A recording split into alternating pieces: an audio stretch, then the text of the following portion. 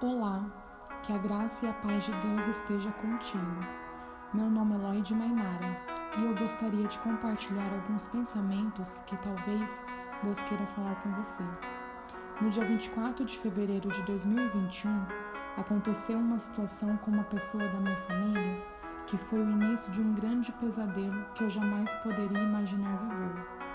Era uma quarta-feira e eu tinha a esperança de tudo se resolver rápido em poucas horas. Porém, passou quinta, sexta, final de semana e quando foi na terça-feira, dia 2 de março, eu já não sabia mais o que fazer nem mais como orar.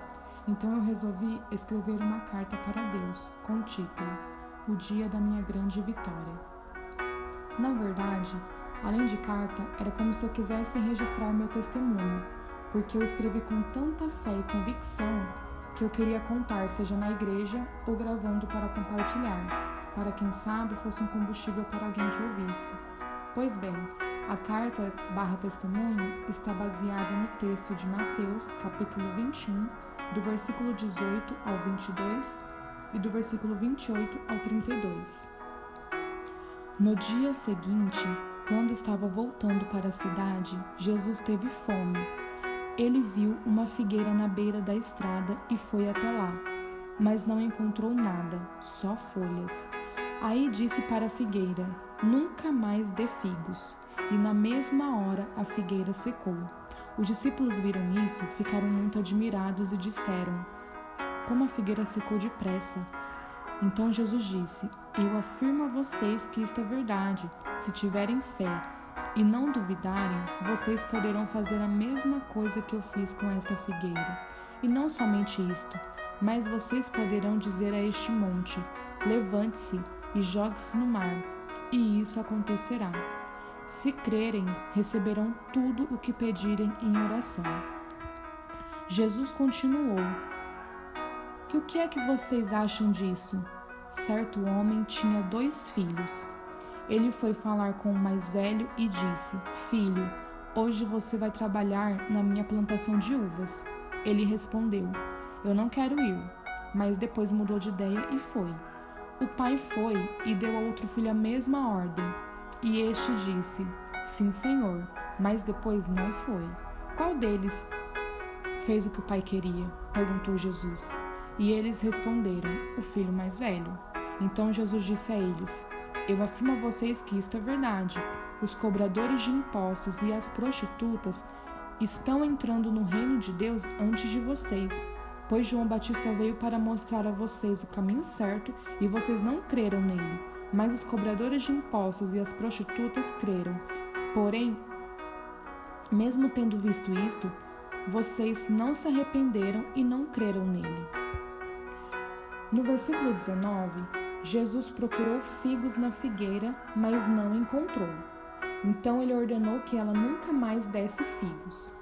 Se eu e você não estamos dando frutos para Cristo, se Ele quiser, Ele nos corta a qualquer momento, pois não estamos produzindo para o principal que fomos criados, que é o reino.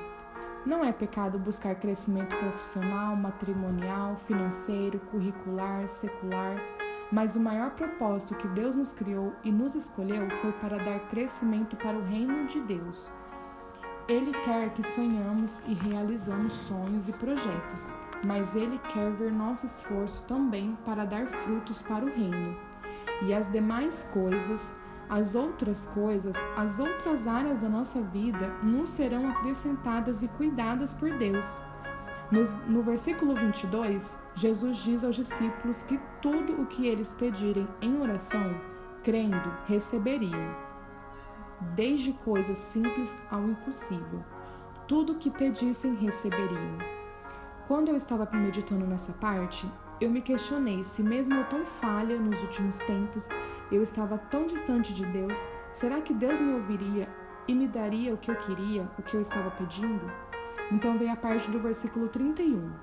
No versículo 31, Jesus disse que os grandes pecadores estavam entrando no reino de Deus antes dos chefes dos sacerdotes e alguns líderes judeus, pois os cobradores de impostos e as prostitutas creram na palavra que João Batista pregou. Claro que a vida com Deus é um conjunto de coisas, é uma vida a todo momento, em todas as situações de relacionamento e obediência a Deus. Mas neste momento quero focar no crer. Eu acreditei que Deus faria o que eu estava pedindo, mesmo eu sendo falha, porque eu entendi que era uma segunda chance de dar frutos para Deus. Eu acreditei que toda aquela situação era Deus me despertando e me resgatando de mim mesma. Deus estava me mostrando que, assim como o primeiro filho do versículo 29 disse que não queria ir para o trabalho, mas depois foi, é isso que para Deus importa. Talvez como eu, você está dizendo não para servir e dar frutos através de atitudes. Talvez você está fazendo nada de errado, mas esse não fazer nada também desagrada a Deus, pois Deus tem dado vida, saúde e alimento. O que você precisa mais para fazer algo para Deus e deixar de fazer nada? Será que Deus precisa tirar algo de você ou colocar situações difíceis para você despertar? Se for preciso, Ele faz. Vai doer, não só em você, em Deus também vai doer, porque Ele não se alegra com a nossa dor, mas Ele prefere sofrer com você do que te perder para o inferno ou para o desânimo.